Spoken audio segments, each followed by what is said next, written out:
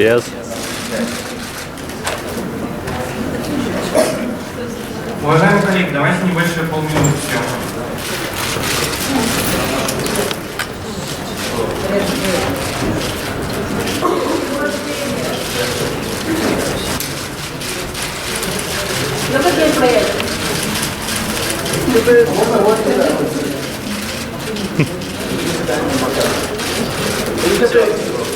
Все, спасибо. Съемка окончена. Пожалуйста, композитор контракт.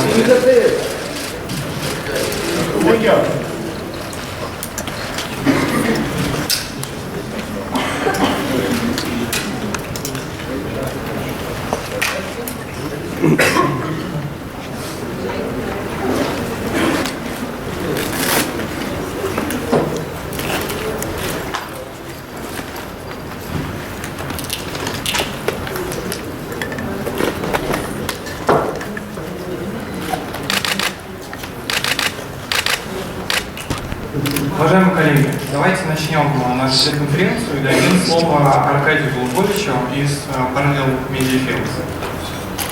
Добрый день. Спасибо, Сергей. Спасибо вам всем, что вы с нами.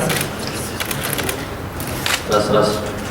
Спасибо вам всем, что вы с нами в эту субботу, несмотря на шаббат.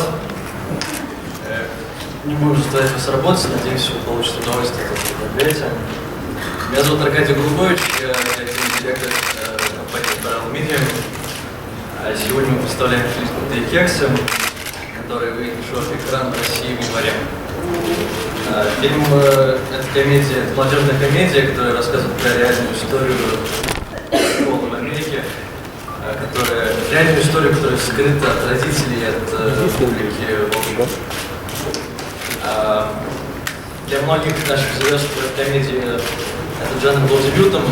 В ней также участвует Майкл Чиклас, обладатель премии «Золотого глобуса», Колин Хэнкс, продолжатель звездной династии Тома Хэнкса, и обладатель Оскара Адриен Броди, которому я передаю слово. Hello.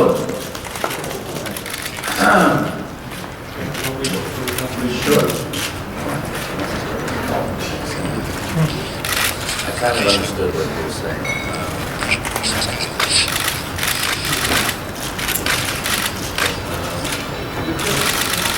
Wasn't there anything? So I'm happy I'm here. I'm happy to answer any questions you may have.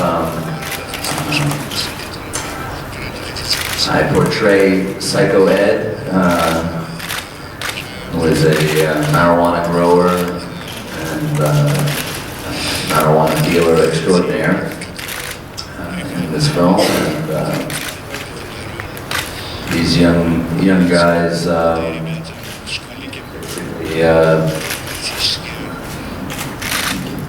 steal my goods, and it's the wrong thing to do with a guy like Psycho Ed. So. First question is first, I guess, can you just tell me how did you agree to this project? It's somewhat out of your usual. Well, I mean, it's interesting that is even something that is, the objective of an actor should always be to be a chameleon, to explore different genres and to play different types of roles. And I've had many opportunities to play dramatic films, and I'm very drawn to dramatic and emotionally evocative material, socially relevant material, but sometimes there needs to be a degree of likeness in the work. And when I read this screenplay,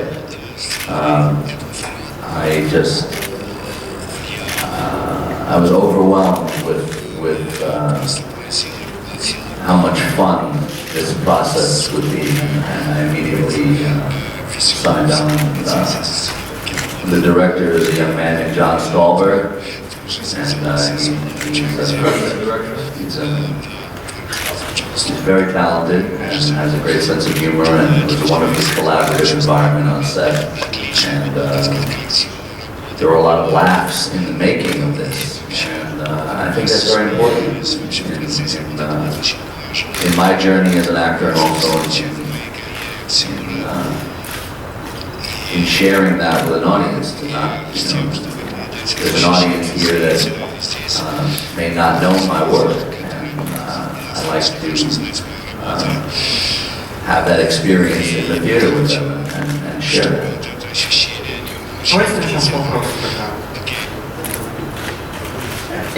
Hello.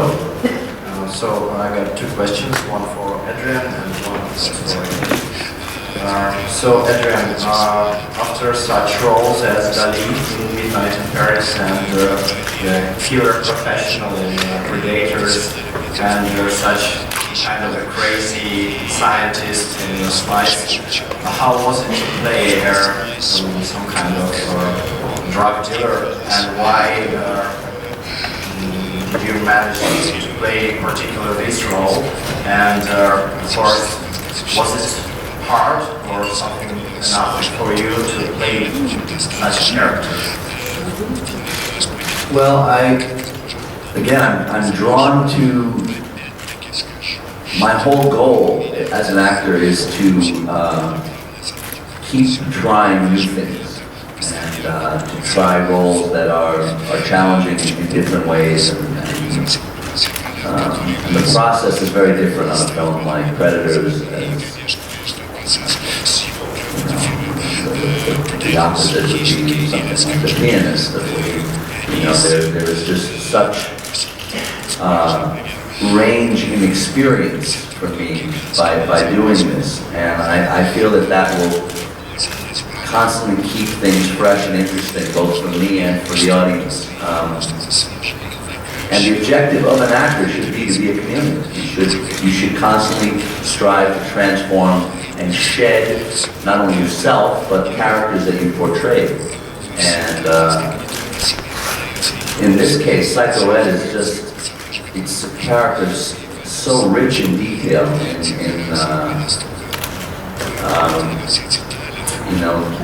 in humor, but there's also the potential to be menacing, and there's physically there's such a difference. I mean, even just myself living with myself looking like him was a bizarre experience. So it's so funny when my friends see this, they're amazed that that's me, and that's really fun. What's your own attitude for such guys like drug dealers? Life for drug dealers, I've portrayed a murderer as well. You don't ask me how do you feel about a murderer, they exist in society.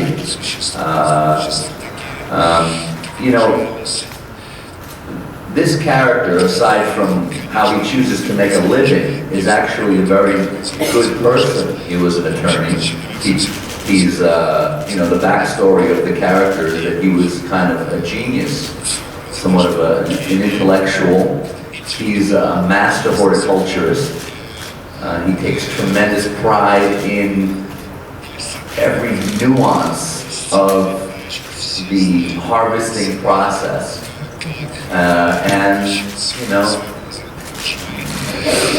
He sells his product, which I can't comment on, but he's a master craftsman is what he is. So if you overlook, yes, the character is a drug dealer, the main part of what's so interesting is this obsessive genius grower, and all the kind of quirks and idiosyncrasies that come from him and his life of being incredibly high all the time.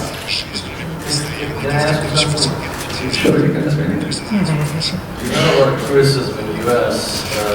for playing this role as an Oscar winner, taking such part of the drug dealer. No, I don't read that. Again, we, as actors, there has to be a fearlessness in the approach, in the whole journey. A fearlessness not only in the roles that you choose and who may like or dislike that choice, but the experience themselves. The whole job is exposing vulnerabilities and qualities that are not even necessarily desirable and unflattering, and you have to be willing to put all that aside. And as hard as it is for people to comprehend, the characters are not myself, nor are they necessarily a reflection of my personal interest. They are characters. There is a separation. It is my work. And sometimes there are qualities that I can identify with. And there are, I have a film that's coming out called Detachment. And I identify with the struggles that the characters is experiencing, trying to create a desire for young people to learn without the help in the home, without their family's help, and the isolation that so many young people feel is something that is very meaningful to me and expressive. So sometimes there are opportunities to share that, but other times you have to just let it be. И да, у меня был второй вопрос к Кате, собственно говоря. Во-первых, у вас достаточно новая компания, Parallel Media. Могли бы как-то немного о ней рассказать? И вопрос, который, я думаю, здесь всех присутствующих волнует, почему фильм, в общем-то, выходит у нас только в начале 2013 года, хотя снят он был несколько лет назад. Спасибо. Компания «Параллель» основана из Лос-Анджелеса и на рынке уже более 7 лет. Мы большую часть времени занимались структурированием финансовых моделей для других людей, для американских продакшенов. Фильмов бюджетами от 5 до 30 миллионов долларов. Где-то 2 года назад, когда фильм «Коктейль Кекс» был зачат, это был наш первый проект, где мы рискнули принять гораздо большую роль в проекте. Мы не просто его структуризировали, мы были основными продюсерами. От сценария до съемки, до выбора актеров, все лежало на нас. Это был своего рода первый экспириенс, который научил нас очень многому и превознес нашу компанию на следующий уровень. Поэтому, naturally, процесс занял дольше, чем нам хотелось.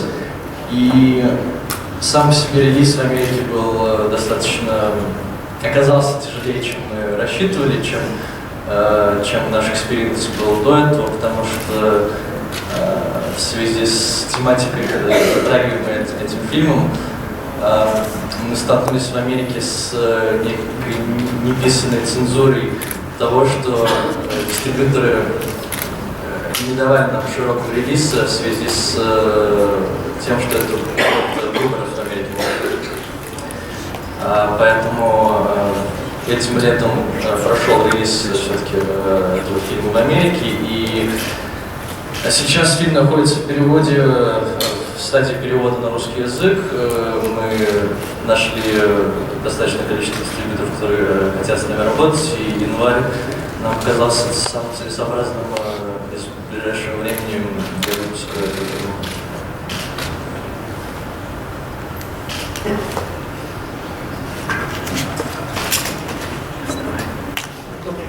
Расскажите, какие будут у вас следующие проекты нашей компании? Может быть, вы будете работать с актерами того же уровня, как Адриен Броуди? И расскажите, пожалуйста,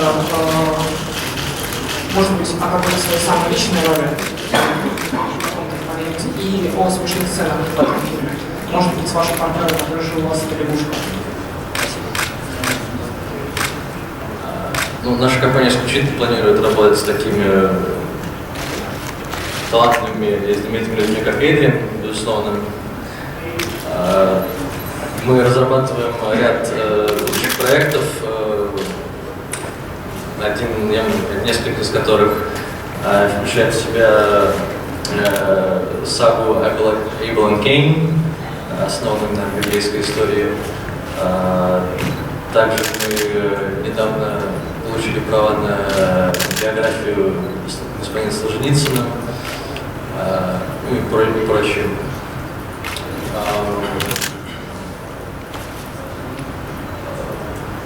Ну, все наши проекты основываются, все выборы наших проектов основываются либо на качественном материале, либо на уровне таланта, с которым мы собираемся работать.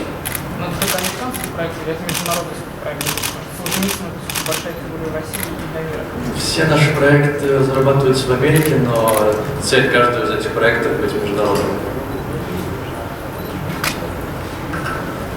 Final scenes from the set. Well, first, on the first part of your question, I mean, I feel that it's, you know, I've been acting for many years, and for many years before I was a known actor. I was a professional actor for 17 years before I won the Academy Award. And I've done many independent films. And I feel that it's important not to turn my back on independent filmmaking and first-time directors or producers, for that matter, that do not have a tremendous body of work, because without those opportunities, I would not have grown and had a very full and meaningful career.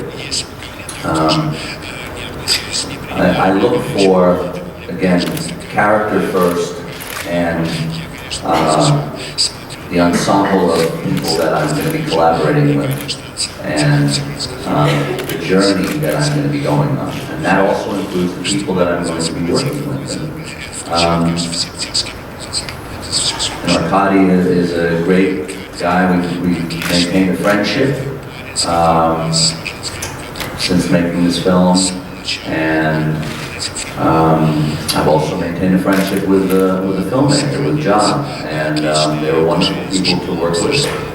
They're young, they're like-minded, and there's a lot in common, and that's a wonderful result to a working experience. And so, you know, you look at my filmography, many of the films that I've chosen have been independent films with a degree of risk to them. And, you know, my objective is the experience and bringing everything that I can to the table, not necessarily how the film is going to perform in the box office. Because those are out of my hands, and my decision-making process will not be based on that alone. On set there were so many, there were amazing things. I mean, part of what's so wonderful is that, again, when I say it was a very collaborative experience, because there's a ton of funny material in the screenplay, but there were things that we would come up with that John Stolberg, the director, would embrace. And there was a whole series that I think is one of the funniest moments in the movie between Sean Marquette, who's a younger actor, the protagonist in the film, who's coming to purchase weave from my character, and you know, there is an interaction sometimes that takes place in New York where, you know, tough kids, or, you know, it started in high school, but someone was near you and there was, you know, maybe a fight to ensue or something, and they would kind of flex on you, and you would react, and they would feel like they had the upper hand. And I thought it would be so funny if I did it to him and he reacted, and he did it to me. And this big imposing drug dealer, and he reacted. And it reminded me of a game that I would play with my dog, where we wouldn't look at each other, but he would react and I would react. And I would do this and the dog would pretend that he didn't see me, but then he would make a motion. And we did this in the film. And it goes on and on and on. And it's completely ridiculous and so funny. And, you know, I love John for letting us go and do stuff like that, and it's in the film, and, you know, there are many moments like that that are just great gaps to play with. Добрый день, Аркадий. Hello, Adrien. Аркадий, вопрос к вам. Скажите, пожалуйста, где проходили съемки фильма «Крутые кексы» и возникали ли какие-то сложности? Спасибо. Съемки происходили в городе Детройт, штат Мичиган. Это была настоящая школа, которая была пуста в связи с тем, что штаты не хватало денег на ее содержание. У нас школа была настоящая, коллекционная, каждая комната в кино — это настоящие classrooms. Сложностей было много. Самое первое, наверное, было в том, что, несмотря на то, что фильм не поддерживается никакой точки зрения по отношению к наркотикам, он всего лишь высмеивает и снимает некоторые вещи, о которых люди не обязательно хотят говорить. Но само все присутствие этой тематики очень сторожило город Детройт, и они не хотели давать нам разрешение на съемку не то что в закрытой школе, а вообще нигде в городе. Поэтому через некоторые пиар-усилия нам пришлось сделать некую историю вокруг этого фильма, сказав, что это фильм антинаркотиков. И после долгих переговоров нам это удачно удалось доказать, несмотря на то, что это была полная неправда, честно говоря. Вот. Далее фильм снят. В фильме эти люди, наши герои, подходят к концу школьного года, что обычно где-то июнь или июль в нормальной жизни. В связи с нашим расписанием мы снимали это в ноябре-декабре, поэтому, когда я проснулся в первый день съемки и не увидел за окном ничего, кроме белой пурги, меня это немножко смутило. Я в этот день опоздал на съемочную площадку где-то на 3 часа, потому что дорога была заледенела. И я был первым, кто приехал на съемочную площадку. Когда вы посмотрите фильм, если вы заметите легкий пар, выходящий изо рта актеров, то это потому, что на улице было меньше, чем 0 градусов. Они, obviously, одеты, как будто это летом, и многим из них пришлось есть лед, чтобы избавиться от этого пара. Никто не пострадал, никто не болел.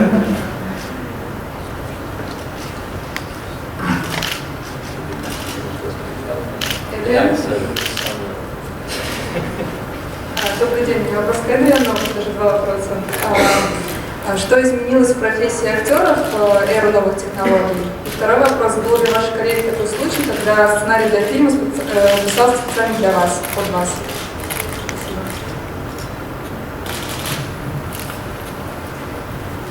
And what was the first part of that? Is there 2 parts?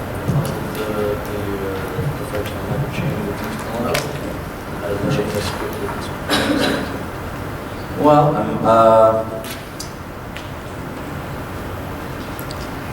you know, technology is a blessing and a curse, and in all aspects of our lives. You know, I feel that the portable device that I travel with, that allows me to do my emails and everything, is an amazing tool and allows me to basically have my office everywhere. But it's constantly a distraction from my present life and my personal experience with the people that I'm with. And you think about that, how that shapes all young people who are very used to that interaction. It's changing the whole way that we communicate with one another. and not in a good way. And style of movie making has changed, and there is less need, frankly, and less opportunity for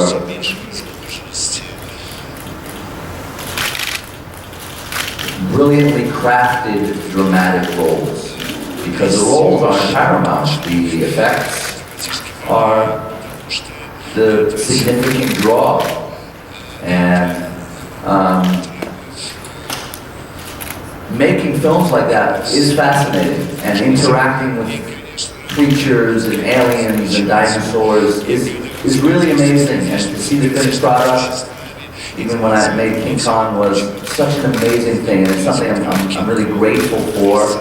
I think by the time I have grandchildren, they will think Grandpa was really cool, running around with, you know, gorillas and Tyrannosaurus Rex, and when he was a young man. I think that is something special.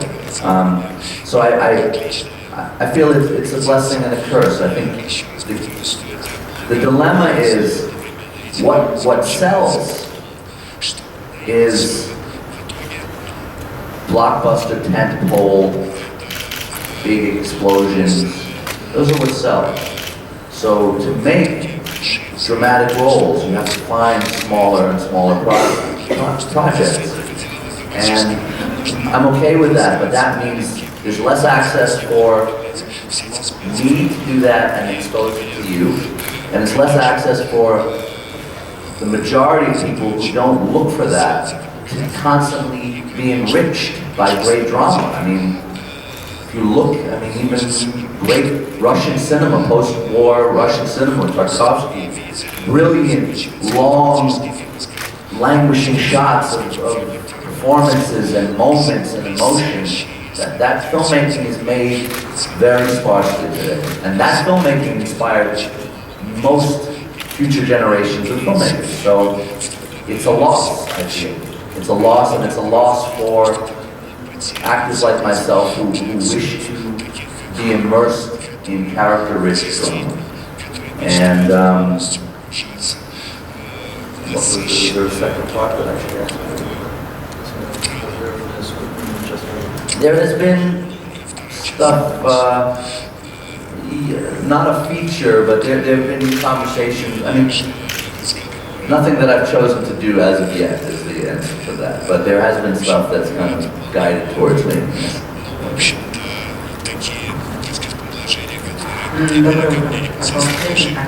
Скажи просто, какие-то, может быть, интересные моменты на съемке, смешные какие-то вещи происходили? Ну, самое смешное, если сказать, не на самой съемке, а за несколько дней до съемок, когда съемочная команда в составе нескольких десятков человек решили влиться into the spirit, так сказать, фильма, и вся наша команда жила в отеле Хилтон, где-то пол отеля как минимум было заблокировано нашей группой. И за 2 дня до начала съемки наша команда решила покурить травы. Запах не удалось скрыть, и отель об этом узнал в тот же момент, потому что запах был на 5 этажей вниз и вверх. Тем не менее, несмотря на нелегальность того, что происходило, они не то чтобы очень сильно возмутились, они звонили и вежливо сказали нам, что мы беспокоим некоторых наших соседей. А на следующее утро они на все двери повесили, подложили конвертики, где они сказали, что в связи с вашей любовью к европейским сигаретам мы для вас установили тент за углом отеля, где мы бы хотели, чтобы вы их употребляли, если такая необходимость у вас еще будет. Что было очень мило с их стороны. Это был очень популярный тент на протяжении съемочных площадок.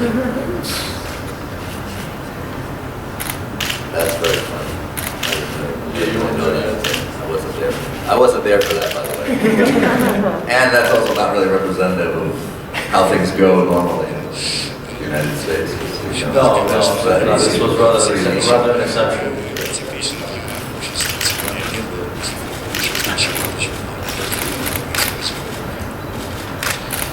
The wife of our catering person was also she was writing a dissertation on the use of marijuana in food for medical purposes, which was a complete accident. Hello, Adrien. I have a question for you. I wanted to ask you about your new film, Remembering 1942, because it seems to be really very interesting and unusual. So, how did you decide to take part in it, and how was it working in China? It must be really great. Thank you. Thank you. It was an amazing experience. I will be in a film by a wonderful Chinese filmmaker named Feng Xiaogang, who is very well known in China. And it is a period war film, and while the Western Europe and the rest of the world was dealing with the repercussions of World War II, China was also having their own tragedy in the early 40s.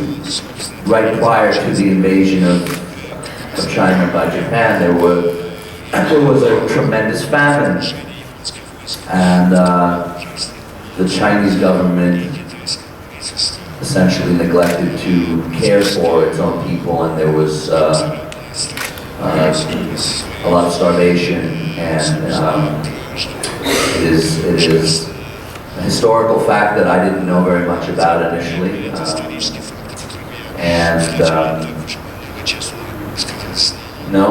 it was a very tragic time, obviously, in the world, and I portray a journalist whose name is Theodore White, who was actually a real person who works for Time magazine and created enough pressure and awareness within the Western world to put pressure on. He was instrumental, and it's not his doing, but his exposure in the magazine, his report, put pressure on the Chinese government to bring in aid to people which they weren't receiving. And it was a really fascinating experience. It is a movie for the Chinese market. It is mainly in Chinese. I spoke a little bit of Mandarin in the film, and although I play an American, he had a modest amount. He knew about a modest amount of Chinese. I love new experiences, and that was remarkable. I traveled to Chongqing, and they built incredible sets, and they were blowing up airstrips, and there were planes flying overhead. 700 extras and myself freezing on railroad tracks that were being demolished, and the effects were incredible, and it's exciting. And probably no one in America, or maybe you'll see it here, but it'll be translated. But it's a movie for China, basically, and it's part of what I'd like my path to be, to be trying new things. And he was lovely, and we communicated through, primarily with having an interpreter. So I had a director, and I communicated, and we shared very few words in English, which was really great. Hello, David. Hello, Adrien. Thank you for visiting our conference here today. This is Internet Channel Team's Voice, and my question is, do you know some modern Russian cinema directors, and maybe there are any modern Russian cinema directors whom you would like to work with on making a movie for youth here in Russia, maybe in Russian language? Thank you. Thanks. Unfortunately, I don't know a lot of modern Russian cinema. I had the pleasure of Mr. Mikhalkov during the Moscow International Film Festival, but I'm sure there's some really great, hip, young, cutting-edge filmmakers. And I was saying earlier, because we had some press the other day, it would be great to do a film here or to do some kind of, it'd be fun. It'd be really fun to do a project here. I mostly work abroad anyway, even if it's not in a foreign language, if it's something as extreme as the film I did at China. Most films that I have done have a European or foreign component, whether it's structure. The pianist, I was the only American actor in that entire film.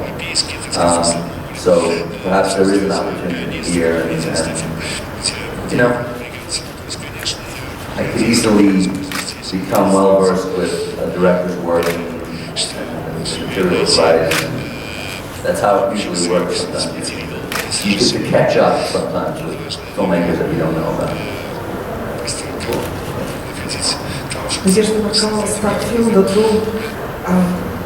Did you do any research on while preparing for this role, and how long did it take to do all the makeup?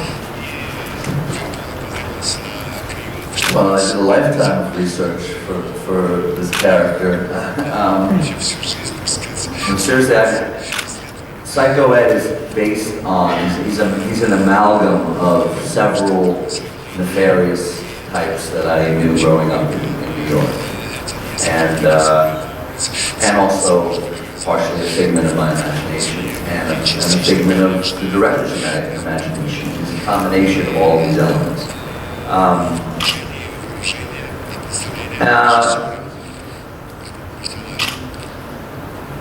Physically, the look, we had a luxury of me having long hair and the beginning of a beard before, you know, as our initial conversation started. I think John's initial thoughts were very different. He had a very clean cut, kind of shaved head look for the character, almost based on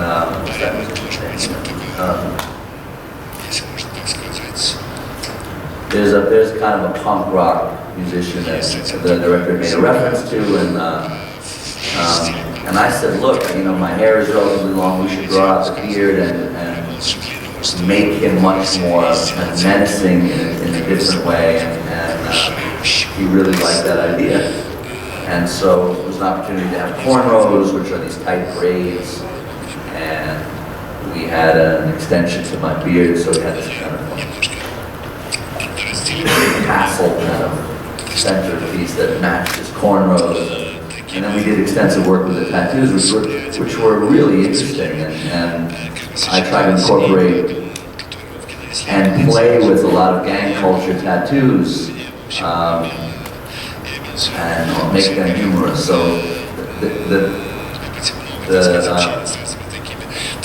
the blueprint that is on my body is, I actually spoke to a tattoo magazine. I know an editor of a prominent tattoo magazine in the States, and I tried to get some exposure for the film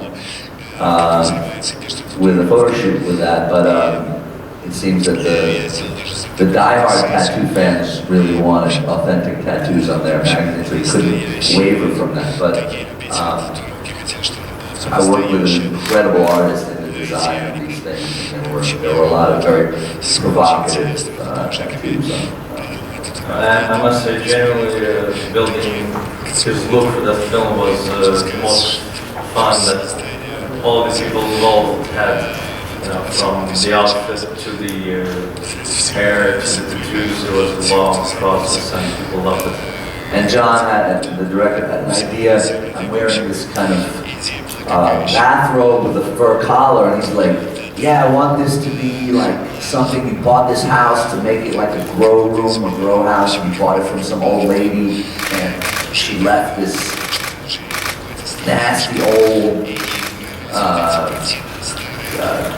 robe with a fur collar in the closet, and that's your look. And so, you know, it's all this kind of crazy stuff from one idea to another came, you I found a chain with a big E on it, like a hip hop chain with an E for Ed, and we just added all these layers. Really one after another. Black fingernails, all kinds of stuff. Добрый день. Лена Соловьев, журнал «Дорогое удовольствие». У меня вопрос для Эдриана. Да. Эдриан, я прочитала в релизе, что вы очень любите Москву и, в частности, российский театр.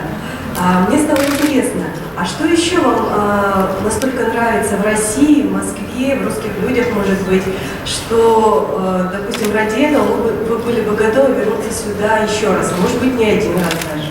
Расскажите, пожалуйста. Спасибо. Well, it's actually my third trip to Moscow. I've even had a social visit, just visiting my friend on my left and his family. And, I love traveling. I love interacting in the world, and I feel very much part of the world. And I feel very comfortable in many different places. And I've done some sightseeing, but I think mostly, I don't see huge differences in people. I see, as a nation, I feel that Russians have overcome a lot and experienced a great deal, both suffering and amazing transformation. And I think that affects society, and I think there is, there's still a lingering of the old world that exists that I think is actually really beautiful and should not be lost. And I think young people today are very modern, and it's fascinating to travel and watch the world evolve. And so it's difficult to make just a specific thing for Moscow. I've traveled to Petersburg as well, and there's so much here, there's so much to experience. And each small trip that I've had is not really enough, so there's always a reason to come back.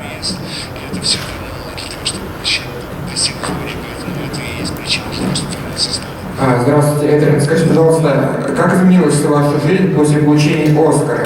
И второй вопрос. Вы очень популярны девушек. Скажите, какие качества они вас ценят, и вы их цените? И где самые красивые девушки? Спасибо.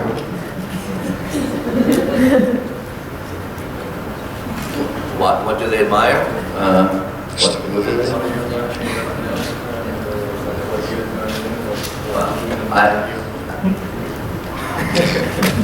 My life has changed. It's a difficult thing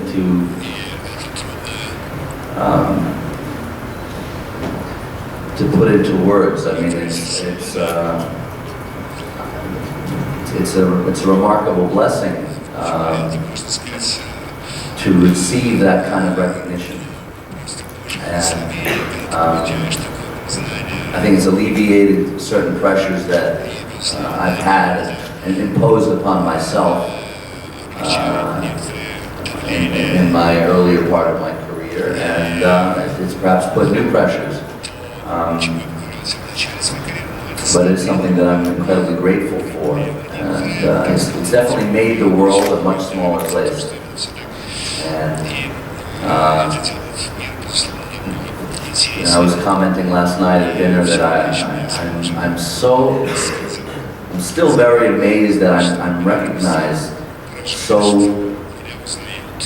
instantaneously in a country, in a nation, another side of the world. I'll come across people that know my filmography, they know about me, and they know about my life. And that is still remarkable and something I'm very honored for, because it's not really based upon my celebrity. It's not because of just something that you may have read in a magazine about something. It is about the work that I've really spent most of my adult life very dedicated to. And I'm grateful for that. That is the byproduct of the success that I've had. And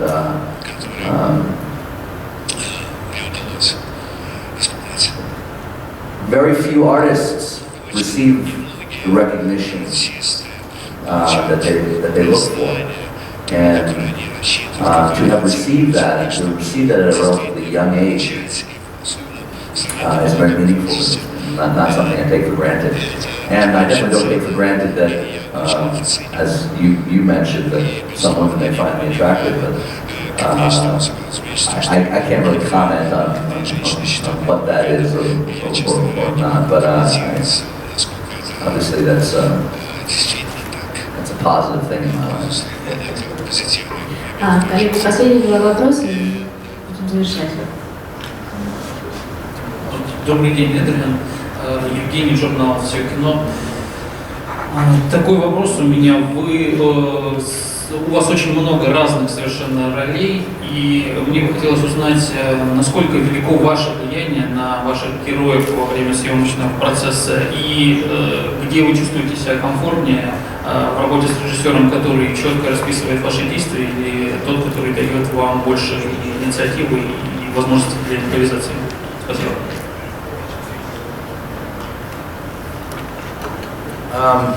It's a very good question.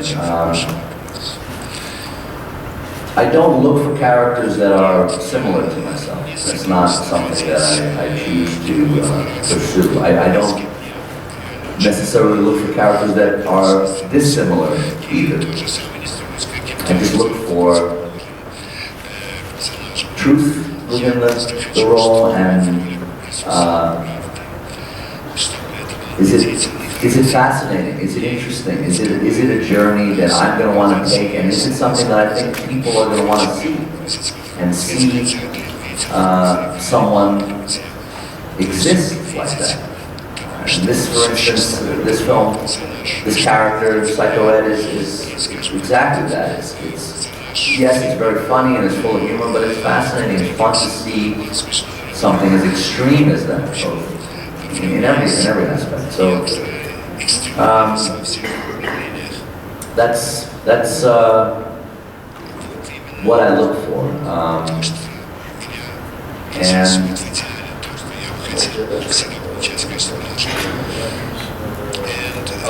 the specificity is it depends. It depends on the director. It depends on the material. And some things don't need such a specific approach. Roman Polanski is a very specific director, okay? But it is a world that unfortunately he knows so intimately. And it is a blessing for an actor to have the guidance of a filmmaker with a depth of knowledge that he possesses, and the emotional knowledge and understanding that I could not know personally, unfortunately, as a 27-year-old.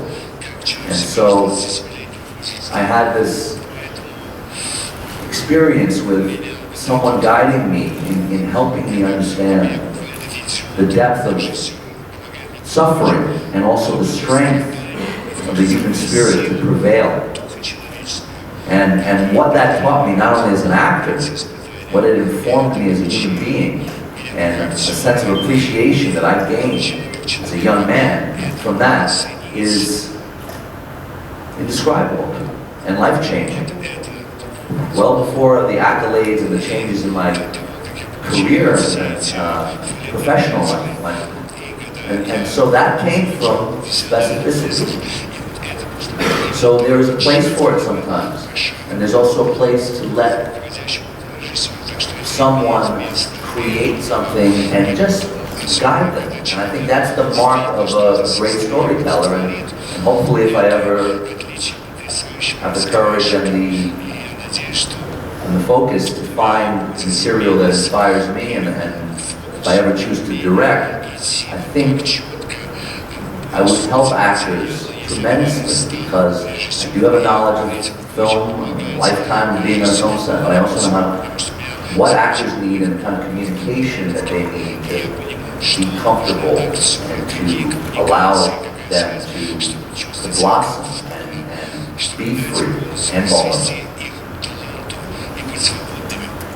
That would be the last question. Hi again, Adrien. So I've got two short questions for you. So in connection with previous questions, I just want to ask you, is there any character from our Russian literature that you want to play? One of maybe your favorites? Okay, that's the question. Yeah. Okay. You know, it's funny.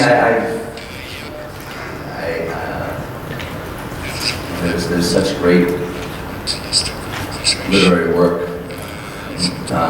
here, but one character that comes to mind that I discussed, it has been played Rasputin. Just an interesting, fascinating story. I believe it was just done recently, but you know, I think he's just that historically I think is really interesting. I haven't adapted things, so it's not, you know, for me to, and I think it's been done very well in Russia. I don't know, there was a long time ago. If I'm not writing a contemporary piece, So basically you're looking for something horribly dramatic. Not necessarily. I do find that there's such great drama in classic literature. It would be there is. And another part was just, I really wanted to ask you about your favorite music, because I heard that you were a very good friend with Tupac Shakur. Yeah, and can you just comment on it, and your favorite maybe style of music you like? I mean, I've worked, look, I grew up in New York at the birth of hip hop, so that was very, a major influence in my life at a young age. And I do compose music as well, and I sequence computerized music, and obviously there's influence within that. But I have a very broad, eclectic taste in music, and I appreciate most genres of music. It's you know, music is an emotional vessel. So it depends on my state, and sometimes I'll go through phases listening to something very elegant to something much harsher, much more contemporary. And I appreciate a lot of electronic music just on the technical aspects and the artistry that goes into layering of that. So I do listen to a lot of that as well. Okay, thank you very much. Thank you very much. Уважаемые журналисты, сейчас будет фотокол на диораме, пройдите туда, пожалуйста.